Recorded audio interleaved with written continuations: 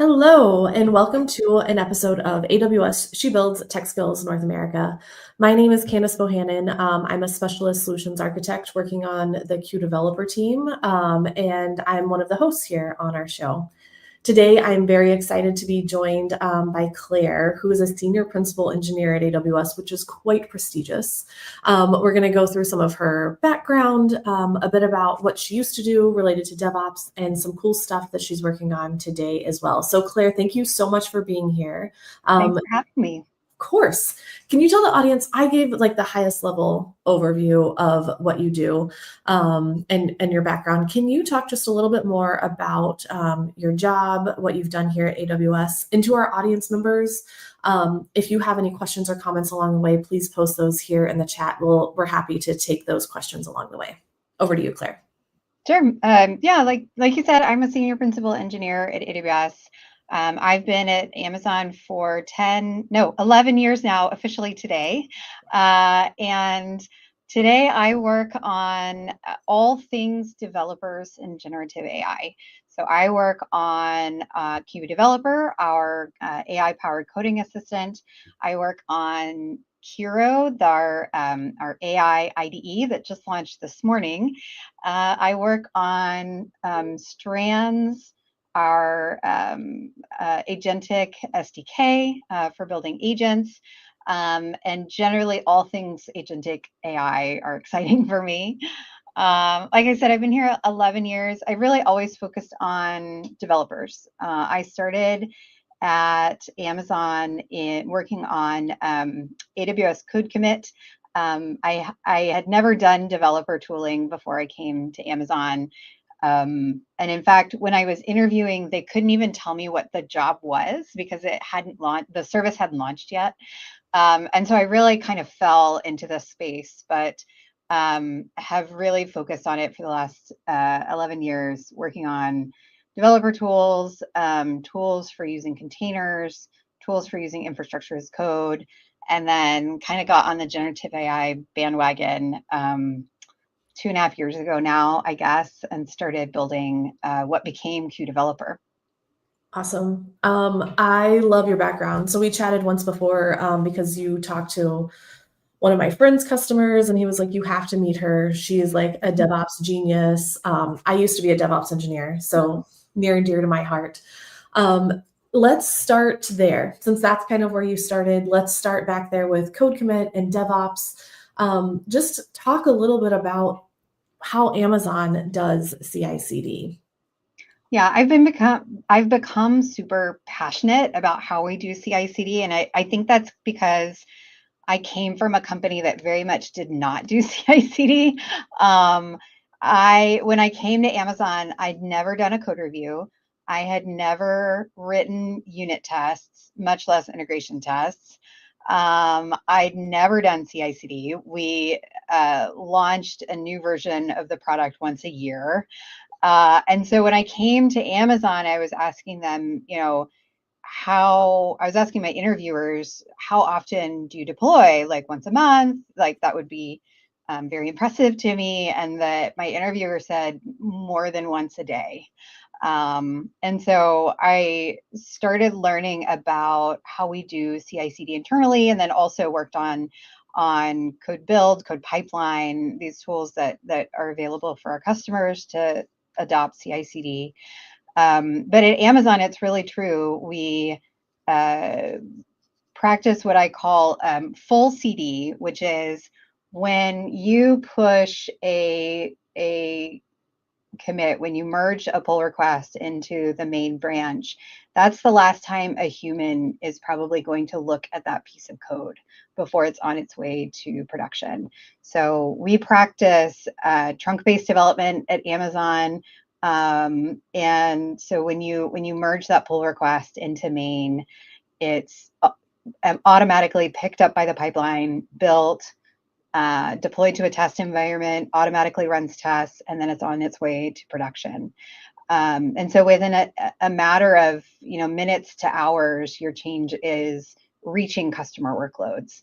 And I found that to be so powerful because it really puts you very connected to your customers in a way that, you're able to fix problems really quickly. You're able to ship features really quickly onto customers. You don't have to wait for, like, what we used to have is something called a release captain, someone who would, go and talk to everybody and figure out what commits need to go into this release and schedule the release and write up, something that needed to get approved to be released.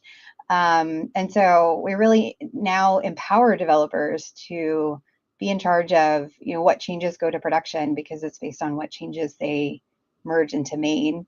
But it also makes code reviews super interesting because, I'd never really done code review before Amazon, but I had kind of, reviewed looked at other people's code and given them feedback, I guess. But it was always about, is this code functional? Does it work? Does it follow our coding style? And with full CI/CD and trunk-based development, you're also looking at, in a code review, is this change ready for deployment? Because after I click approve and it gets merged, that's the last time somebody's going to look at it before it goes to customer traffic. So we also look at, are the right alarms in place? Are the right monitors and metrics added to the code change to get the right telemetry that we need to understand whether it's working correctly? So that just puts an extra layer on code review that's really interesting. Yeah, absolutely. For those of you in the audience, if you want to drop in a little bit about how you use DevOps to improve your team's productivity, metrics maybe that you track, I think those are super interesting. Just kind of adding to what you just said, I was on a team when I first found out about DevOps and got really excited about it. It was like the CI part of it. I was like, we're going to test this before we merge it. Isn't that going to be cool? It's like, in retrospect, it sounds obvious, right? But I can testify that, it was not something that was easy to adopt for a team that I was on. It was a big deal and it was very hard. And they were like, no, I'm not going to write these tests. And I'm like, yes, you are, because we're going to go from releasing once a year to once a quarter, guys. We can do this. Yeah. We had a QA team, and there was always this very strange relationship between, like, well, that's the QA team's job to test it. I'm not going to write tests as an engineer. And that's what I found really refreshing about coming to Amazon, actually, is we don't have those separate roles for software development. So the SDEs are responsible for writing the code, testing the code, and then operating the code.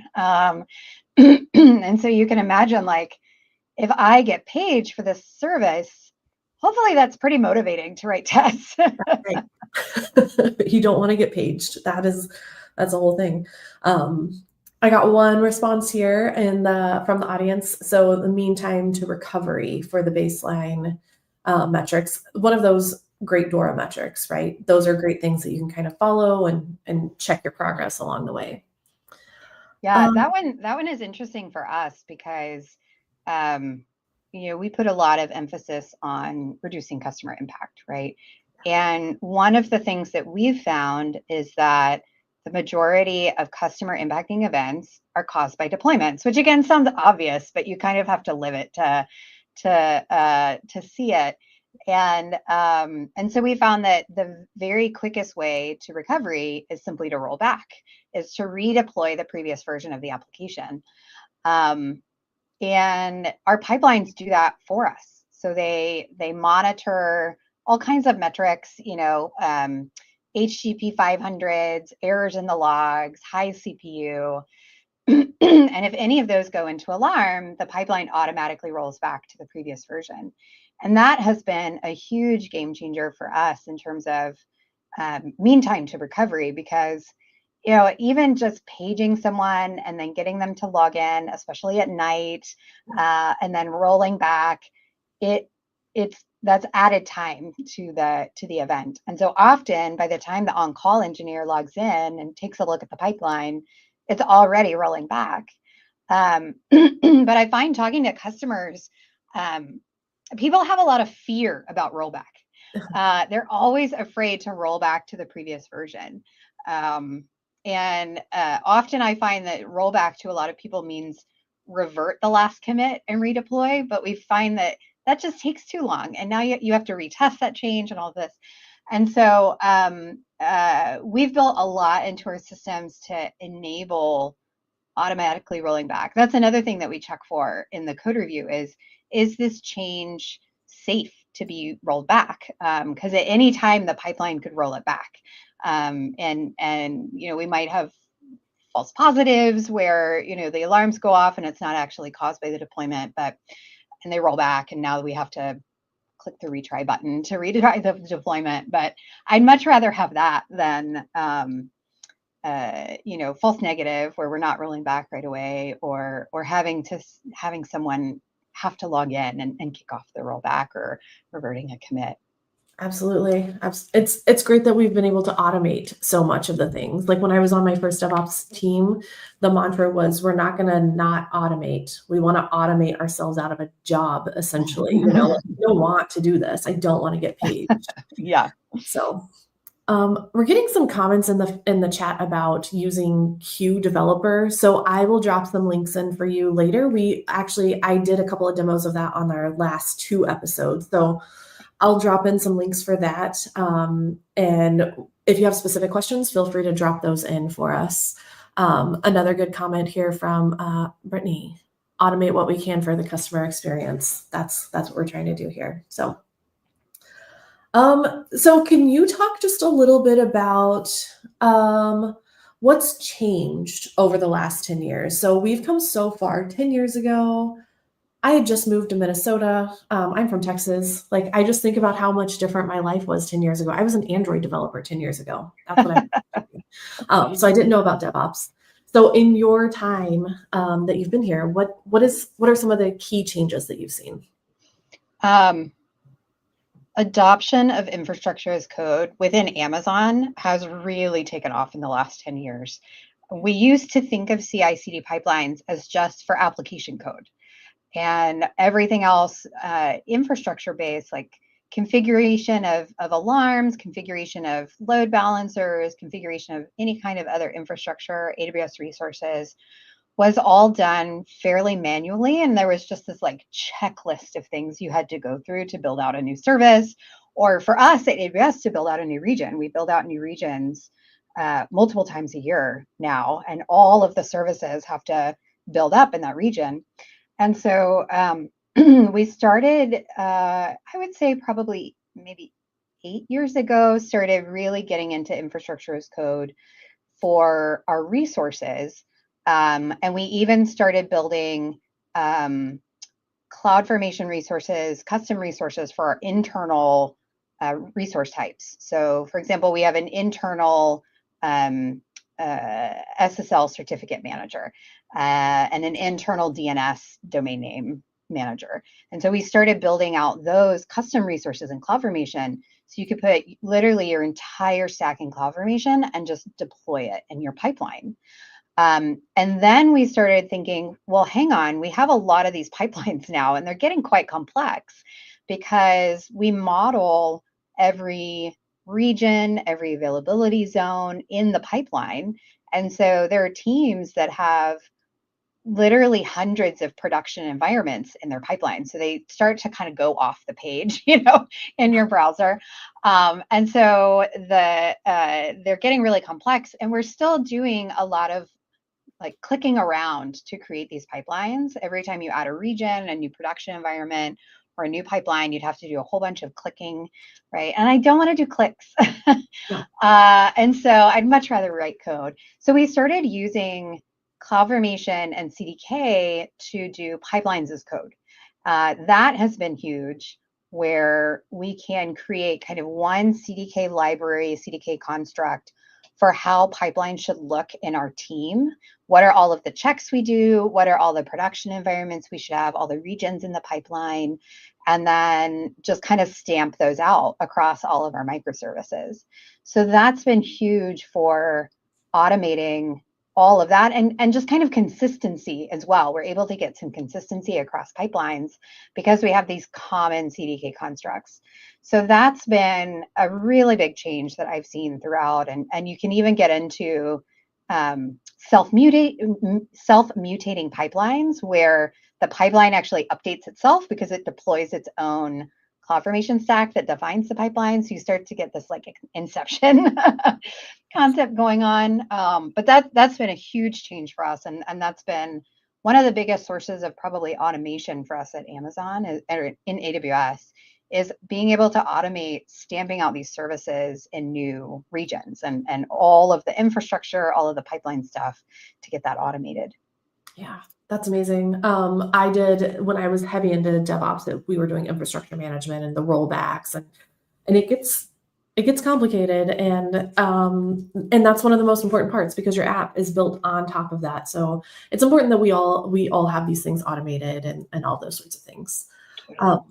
We are getting some more questions in the audience, and actually Serge, who asked about the working examples. I can't actually post in here. I'm not signed into Twitch right now, and so I can't post for you.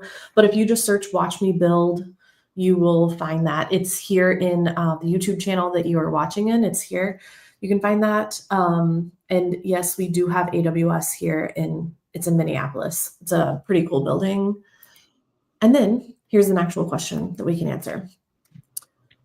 Do you have any recommended courses to start in? I think he means DevOps. We're going to say DevOps because I don't know what DevOps is. Maybe you do, but what would you recommend to get started here? Let's see. We have a few courses about a few workshops about how to use our DevOps tooling. But I've also done some writing way deeper than we'll be able to get into here about how we do CI/CD at Amazon on the Amazon Builder Library. So if you just search Amazon Builder Library, you'll find it. So we've done a few articles about some of the ways that we build around pipelines, what our process is around CI/CD pipelines. I wrote an article about literally every step that we do in the pipelines, what they actually look like. And then we have a couple about just our journey of adopting CI/CD because it is so difficult, what our journey was at Amazon. It didn't come overnight. We've actually been working on this since 2009. So we've learned, along the way, and some of the Builders Library articles kind of give you a little bit of a boost there. And then also how to design changes for safe rollbacks. As I said, there's so many people that are really afraid to do rollback, and it's true that you have to design your changes around rollback. You design your systems around rollback. And so we have an article on there that kind of shows you how to do safe rollback changes. Awesome. Yeah, those are super helpful. I also really like that DevOps is not just a thing you're like, oh, we're going to do DevOps and tomorrow, boom, we're doing DevOps. Like it's such a journey. Even here where we've got it figured out, it was hard, I'm guessing. And we're always learning. We actually have, so we do postmortems, like everybody else. But one of the really interesting things we do with postmortems is there's a group of people that sits together, I think once a month, and they look at every postmortem across AWS, and they try to label them around what would have prevented this customer impacting event. And we start to see what are the kind of new checks maybe that we need in the pipeline. And that really kicked off for us something that does, it scans pipelines and looks for risks. And those risks come from this group that's been looking at postmortems and saying, we actually now have quantifiable proof that, if you have canary deployments, if you have monitoring canaries and you roll back on those metrics, then you are at much lower risk of causing customer impact with a deployment. And so we add these new kind of risk assessments all the time. We're learning new things all the time, learning from different teams within Amazon what's worked for them and evangelizing that across AWS. So we are definitely still learning. As I said, infrastructure as code was a brand new thing for us 6, 7, 8 years ago. And so we're still evolving, which is exciting. So, that journey never ends, I think. I think that's what was kind of popping into my head. DevOps is a journey, not a destination. Like I'm sure that I did not come up with that. That just popped into my head. You got to put that on a poster or a T-shirt or something. With a cute cat. Yeah. Okay, that is awesome. So I think we've done a lot on DevOps. We've talked about this, and that's how you got started. So what team are you on now, and kind of what do you do? What do you do these days? So I work in an organization called AWS Agentic AI, where basically all of our products that do agent stuff. So I primarily work on Q Developer, which is all about agents that can help you write code. But I also work on the Kiro IDE that launched today, our AI-powered IDE, and then Strands Agents SDK, which helps you to write agents. And Strands actually came out of Q Developer. So we wrote an internal framework for Q Developer to help us write agents. We weren't having success with the agent frameworks that were out there already. And it's been so powerful for us that a couple of months ago, we decided that we should open source it. So we open sourced it a couple of months ago, and it's been really exciting to see how quickly people have been able to write agents with it. It's been amazing. Yeah, it's very cool. One of our team members for the She Builds team has a demo of using Strands, and we're trying to figure out when we can get that scheduled. So keep watching our show, and hopefully you'll get to see a demo of that working pretty soon. I tried to get it set up for another project that I was working on, where I have emails sent to me every morning around coding assistance and whatnot. Just trying to do my job, keeping up in this It's so space. hard in this space.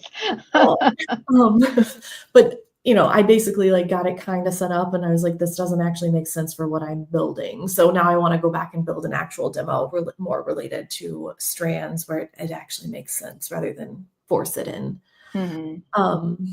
Let's see. I think we got Serge is talking a lot. Let's see what we're talking about here. Oh, Light Sail. I didn't use Light Sail. Do you know much about this one? No. I've used it for a couple of projects in the past. It kind of depends on the application that you're building. I was using it for deploying a Blue Sky PDS, my own my own Blue Sky server, because they offer just a really nice way to spin up an instance and get the DNS set up and the load balancer set up. So I was able to do that pretty successfully, but I haven't used it a ton. Okay. I never did. And then let's do one more question on this DevOps stuff. So when you're setting up your GitHub or wherever you have your code, GitHub, GitLab, do you prefer creating your resources with Terraform configurations or something else? Here's the rest of that. Or just applying some AWS console commands. I do everything with infrastructure as code. So I tend to use CloudFormation just because I'm mostly working with AWS resources, but Terraform, the same thing. I put everything in CloudFormation, including my code. So for example, like if I'm deploying containers, in the CI/CD pipeline, I'll build the container and then put the new container image tag in the actual infrastructure as code and then deploy it. I have found that's another thing that scares people, is deploying code with infrastructure as code. That's like the two things: rollback and deploying code with infrastructure as code. We do it a lot at Amazon, especially where we have immutable artifacts like Lambda functions, container images, where it's super easy to roll back. You just roll back to the previous image tag or Lambda zip or whatever. But people get really nervous about making inadvertent changes to their infrastructure alongside their code. But we found that, it's okay, especially with rollback, right? I think we probably take maybe a little bit more risk in that sense with changes that might be inadvertent because we rely on rollback so much. One of the interesting kind of, I don't know if attitude is the right word, but our point of view around deployment failures. So often with things like DORA metrics and things, you tend to track number of deployment failures, right? And we started out tracking deployment failures as simply did the deployment, how many of the deployments rolled back?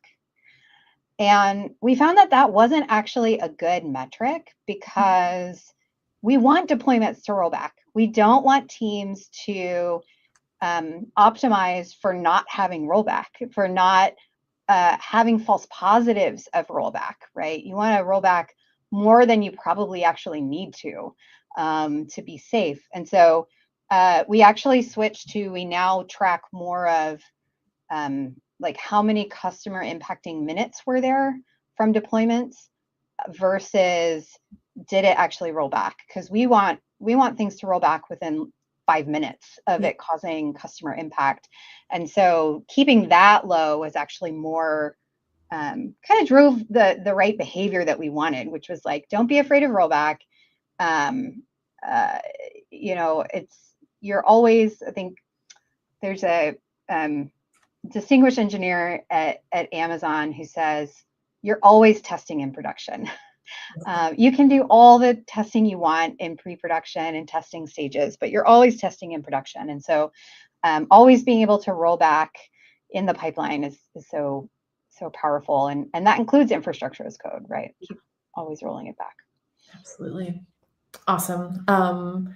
So let's, for real, we're going to be done with DevOpsy things. We're going to step back and talk a little bit more about Strands. Like, let's talk about this. Ada Tech Talks wants to hear about AI ops, which Strands I think would fall into that. So let's shift back over to that. And then someone also asked for the tools that we just mentioned. Let me drop a couple of banners in here while Claire, you can kind of start talking about.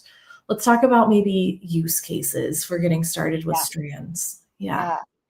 Well, let's talk about what agent means. That's always something that people have a million different definitions of what an agent is. So an agent is, to me, is effectively, you have a large language model, you know, Amazon Nova, Anthropic Claude, and you have a set of tools. So tools are really anything you can think of that you would want to invoke as part of a autonomous AI task. So common things are file manipulation, reading and writing files, calling APIs, searching the web, pulling down documents from the web, anything that can help the agent accomplish its task. And then the final one is the prompt. What is it supposed to actually do? Some of the prompt will come from you as kind of a system instruction of, here's some baselines of how I want you to act and respond to the user. And then the second part of the prompt is going to be something from the user. So let's take a real example. I created a naming bot using Strands. So naming is the hardest problem in computer science, right? We know this. And it was super hard to name something unique in the AI space. Every word or combination of words we could come up with for Strands was taken already. So obviously we ended up, you know, landing on Strands, which I love the name, but we went through probably hundreds of names before we landed on that. And it's just really slow to try to brainstorm names and then go online and search and say, does this already exist? Or to go to like Whois and say, is this domain name available? So I decided to write a bot. We launched Strands really, really quickly in like 6 weeks. And so we didn't have time for all of this. So I wrote a bot using Strands to and the model was Sonnet 3.7, I think, and the tools were an MCP server that I wrote against my favorite thesaurus site, because I always find that when I'm brainstorming, it's a really nice way to come up with more words. The second was a DNS lookup to figure out what domains were registered. And then the third was the GitHub MCP server to look up good GitHub organization names that weren't taken because we were going to open source it. So those were the tools in the model. And then the prompt was, here are some guidelines around how we name things at AWS, some themes that we're liking so far that you can explore. We were liking this DNA theme that we ended up with Strands for, but we were also liking kind of a sewing theme, like sewing or weaving together different tools. And we just churned through hundreds of ideas because it would come back and say, oh no, that's not actually available. There's some company out there that's, sewing AI or something. So that's an example use case, though, of an agent where I wanted something that could autonomously go off, brainstorm new names based on my kind of guidelines, and validate them using these tools. And all of that was driven by the model. So the model is selecting the tools, selecting the inputs to the tools, coming up with these names based on my guidelines. And all of that is orchestrated by Strands. And it was so easy to build. That's really one of the key benefits of Strands, is that you can get started so easily. I mean, it took me longer to write the MCP servers for the source site that I like than to actually write the agent. And there's so many MCP servers out there. There's thousands of MCP servers out there. So there's so many tools that you can pull off the shelf, like the GitHub MCP server that I used, or the domain name lookup MCP server I used. And that's really where it came from for us. So Strands actually started as the internal Q developer agent framework for all of the agents that we write. So this powers Kiro, the new Kiro IDE. It powers the Q CLI chat. It powers chat in the Q developer IDE plugins. And then it powers agents for a few other teams at AWS as well. And the really key thing that we saw was we could launch agents to production in weeks. And it used to take us 6 months. We'd be able to come up with a prototype within a week or so with some of the other agent frameworks that are out there. But then it would take us like 6 months to get into production. It required so much tuning and scaffolding around it to try to get it to work reliably. And with Strands, we really focused on two things, I would say. One is ease of use. So teams within Q Developer using it were able to ship brand new production agents in 3 weeks, 4 weeks, 6 weeks. It was amazing. And it produced this even better customer experience than what we've been able to ship before. And overnight we saw we did Q Developer CLI first, and overnight we saw that like mystical hockey stick curve of active users because it was just such a fun experience. That's the word that came back, was fun. And so we, like I said before, we decided we should open source this. It can be really helpful for our customers and really for anyone out there who's trying to write agents today. And so far, we've already been able to see big AWS customers ship production agents already. I mean, it's only been launched for 2 months, so really, really quickly. And then the second kind of point of view that we have, or design principle that we have, is what we call the model-driven approach. So I started building agents pretty early in this space. Early 2023 was really when people started to use this word agents, and agents being this thing where you can combine the model and things outside of the model, APIs and knowledge outside of the model, and they can work together through an agent. And it was so difficult that we ended up writing lots of little agents, and the models just weren't very capable at the time. And so we wrote very little agents and then kind of strung them together. So we created these workflows of agents, or workflows of prompts. And what we found maybe like last fall when Sonnet 3.7 came out and some of the other more powerful models came out around that time, they were so good at reasoning and tool use that we found that actually we should just let the model drive instead of us creating these workflows.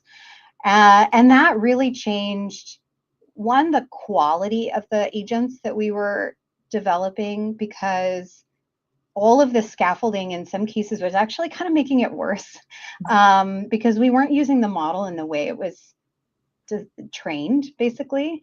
And then it made it so much easier to develop them as well, because you can literally just kind of throw tools at it and it does the right thing. But there's some really key examples, like, so obviously we use you define tools and give them to the model, and they could be MCP servers, they can be Python functions, whatever you want. But it also impacts how we think about everything else. Like typically you would do RAG, so retrieval augmented generation, where you basically add a bunch of knowledge you think the model doesn't have into the prompt before you call the model. And so people, and including us, have built out these like very complex prompt pipelines where you stuff a bunch of context into the prompt before you call the model. And in the model-driven approach, you actually wait to let the model ask you what it needs. So you, instead of stuffing everything into the prompt to begin with, you say, okay, here's your RAG server, here's your search knowledge base. As a tool, let me know what you want to know to the model. And that's actually been way more effective for us, because the model kind of almost uses its existing knowledge to be able to figure out what it doesn't know. And so that has been a much better approach. We call it retrieval as tool internally, as one of my colleagues and Noob calls it. And he shortens that to RAT versus RAG.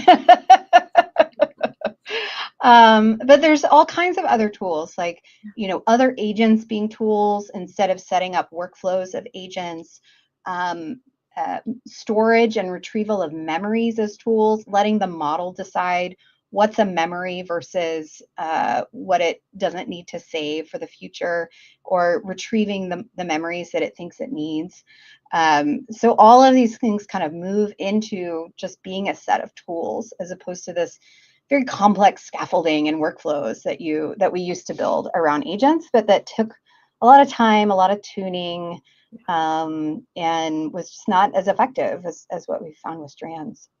Yeah, that is awesome. I'm trying to kind of keep an eye on, we're getting a lot of chats coming through, and so I'm sorry, I'm not keeping up with all of them. Real quick, let me hit Surge, the pricing for Amazon Q Developer. You can get started for free. Create a builder ID, get started for free.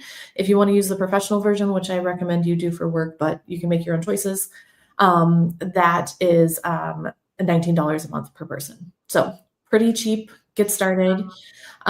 This is a really good question well, let's hit this one really quick.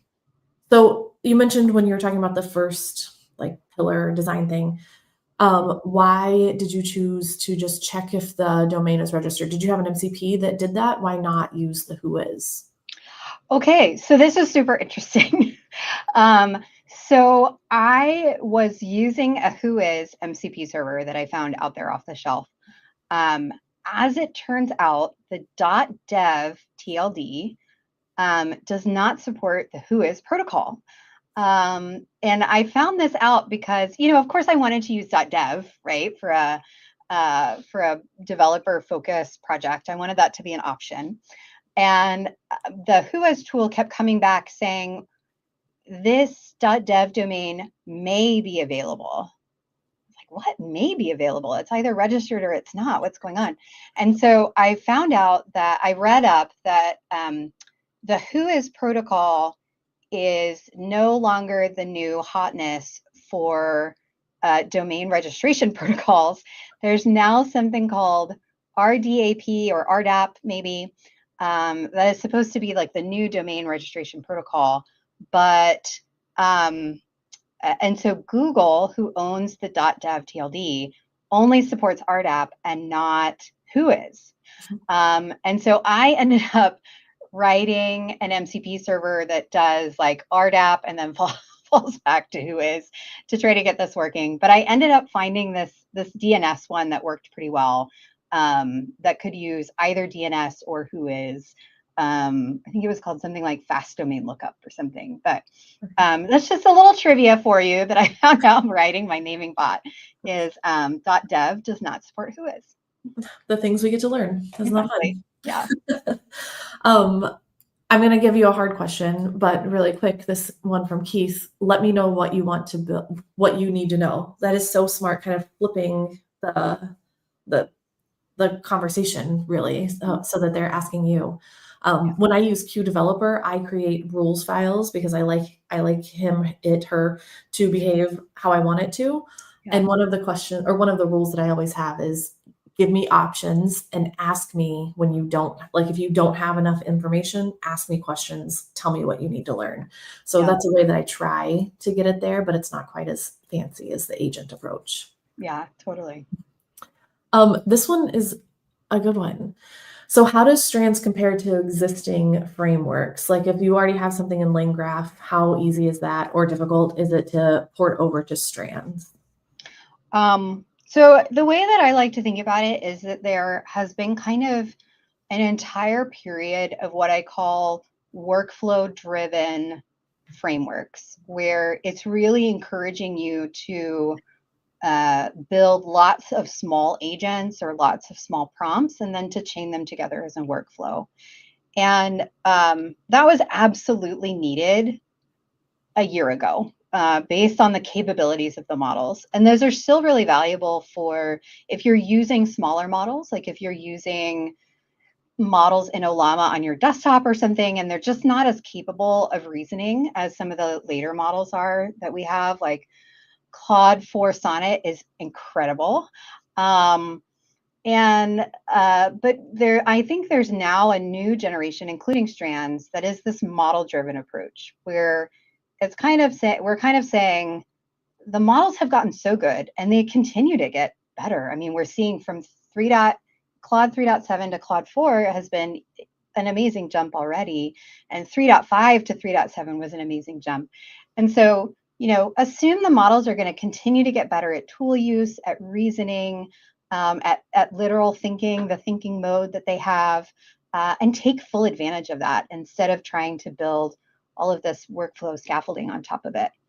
And what I found is that it puts a lot less of a cognitive load on the developer as well if you don't have to define this complex workflow up front when you probably don't need it for your use case. In terms of porting between frameworks, use generative AI. Most of the major agent frameworks out there have what's called LLMs.txt for their documentation. And what this is basically almost like a sitemap. We're going back to sitemaps now. It's like the internet has rebooted. So it's basically a sitemap of your documentation and then markdown files of your documentation that can be retrieved by the agent. So this is really nice because your agent then doesn't have to do like fetch where it's converting HTML into plain text and stuff. It's done for them. And there's this really neat MCP server called MCP doc that's actually done by the folks, by the LangGraph folks, where you can configure, like, here's the LLMs.txt for LangGraph, and here's the LLMs.txt for Strands agents, and then use something like QCLI or your favorite coding tool to use those MCP servers to understand how to port between them.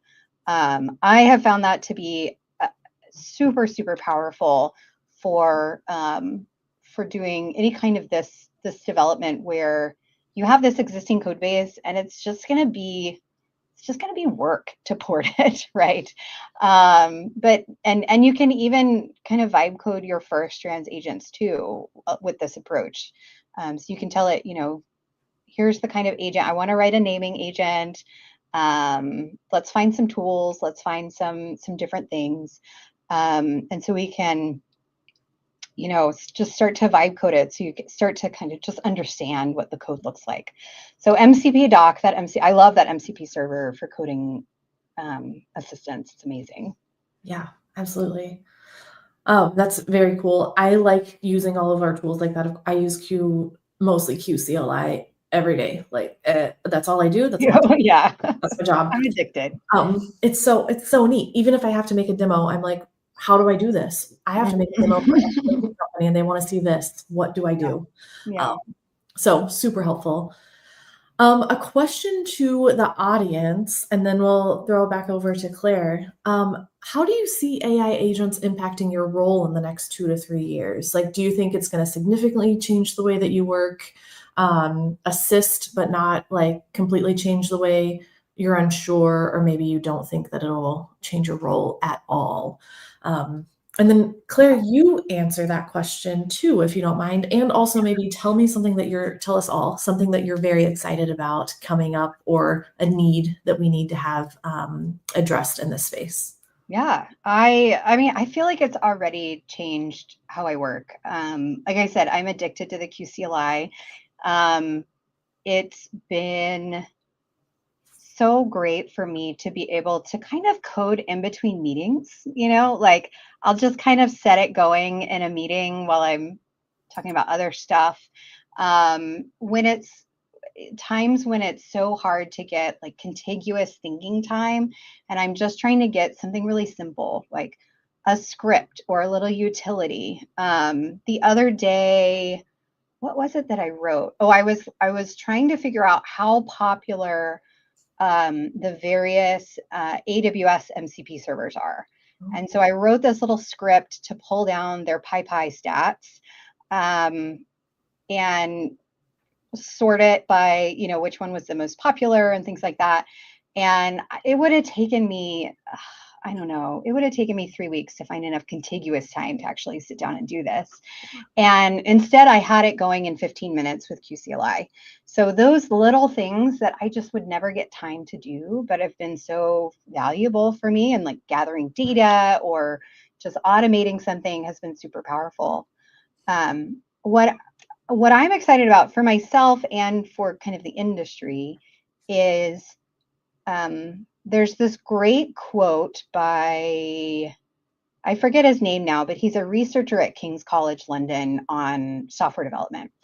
And he wrote this great blog post about a year ago that said, you almost always need to fully build the software before you realize what it is you want to build. Because, we spend a lot of time, it takes a long time to actually get to something that's usable. And only when something is usable do you actually realize, oh, this is either the right thing and we need some tweaks, or, oh, we built the wrong thing entirely. And by that point, you've put so much work into it. You must have this sunk cost fallacy where you're like, well, let's ship it anyway, right? Mm-hmm. And what I'm excited about AI assistance is the power of a quick prototype that is something that someone can actually play with. I think is going to change how we do software development, but also product development, where we can get to something that's pretty usable by a real user, just by kind of letting AI go wild and build out a code base. It could be terrible code, I don't care, but we need to get to that to understand what is it that we actually want to build. Yeah. So I'm excited about not just building a lot of code with these tools, but also building better products with these tools, because it can change how we do product development. Yeah, agree completely. We got a couple of comments in, one from Brittany, just opening up your time to be more creative. To your point, like get something out and see if it is actually a good idea, yeah, and then go back and like fix the code and all of those sorts of things. And yeah, you just have more time to be creative. So, I don't know how to say your name, Betta Wolfie, we're going to say. It is so hard to keep up. This is my job, and this is so hard to keep up. Like, I'm not kidding. I don't know if you were on at the beginning of this, but I literally wrote a thing with QDeveloper, of course, that is like an RSS feed subscriber to help me keep up to date with all the changes. So every day I get an email that has it has the link and a 25-word summary, which I use Bedrock to create a summary. Nice. See, this is where I thought maybe Strands could help me. I had like Lambda timeouts and all kinds of weird stuff that I had to do. But this is my day job and I struggle to keep up. So it's very exciting. And I don't know, it's hard to keep up. That's the answer. Yeah. Well, let's see. Did we get through all of our questions? I think we did. Oh, no, here's one more. This is a very important one. Okay. Do you have advice for anybody watching right now for how we actually get started in this area with Strands, AI ops, DevOps, whatever area you wanted to talk about? I mean, the way that so 2.5 years ago, early 2023, ChatGPT had exploded, but I had literally never done anything with AI or ML. And I was kind of asked to come over and start working on what can generative AI do for developers? And I'm going, I am not a scientist. I am not, I've never done anything with AI or ML. I don't understand what this stuff is. But I just started writing. I mean, at the time I was using LangChain. I just wrote a simple little agent for something that I would want it to do. I think the first agent, like real agent that I tried to build was, it tried to troubleshoot errors that you get from AWS services. And, because we all know they are opaque sometimes, or misleading, right? Where this is a fun tip. If you have a Fargate container in a VPC, a network that doesn't actually have internet access, and you launch it, it will say timeout going to secrets manager. So I had tried to get it to pull down something from Docker Hub, an image from Docker Hub, and gave it a secret for my Docker Hub login. It said timeout to secrets manager. So that's completely misleading because the problem is not secrets manager. The problem is with your network because it doesn't actually have internet access. So I thought, ooh, can AI figure this out for me?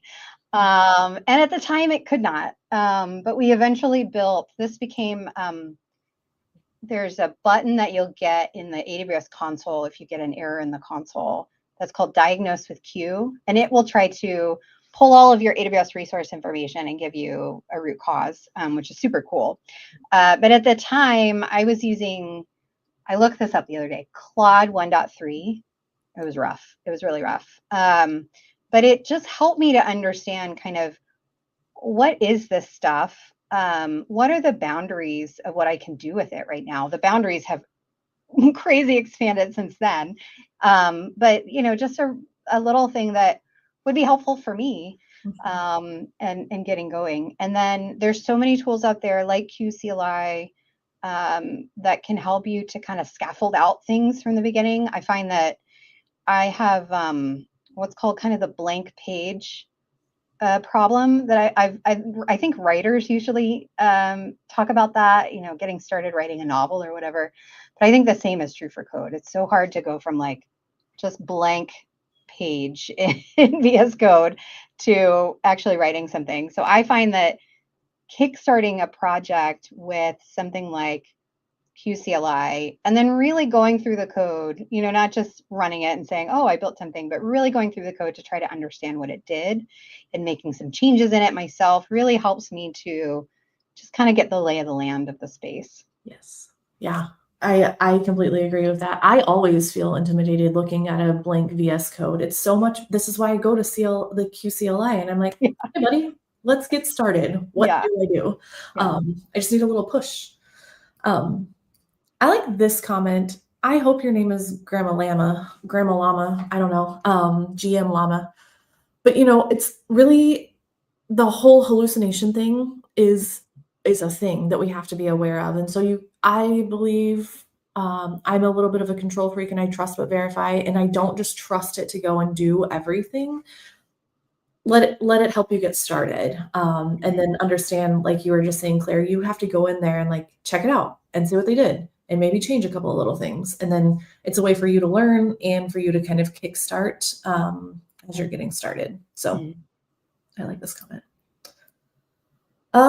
Cool. There's also this funny one that I put up. We need our own personal MCP server. That's basically what I'm building, my own MCP server to help me stay up to date in my job. Sure. I'll keep on adding things. Also, a couple of things that are coming up. So we're down to just about 5 minutes left in our show, like before we get absolutely kicked off, like with Kane off the show. A couple of our upcoming episodes that I want to tell you about, we've talked a lot about MCP servers. So on July 28th, so 2 weeks from now, we're going to have 3 women who helped write the MCP server GitHub, the AWS Labs, I think, AWS Labs GitHub repo. So they're part of the PACE team, one of our prototyping teams. They're going to be here and we're going to dive deep into MCP servers, which are fascinating. Really excited about that. Next week, we're going to have an announcement. Oh, that was a banner I meant to use. So this week, we have the New York Summit going on.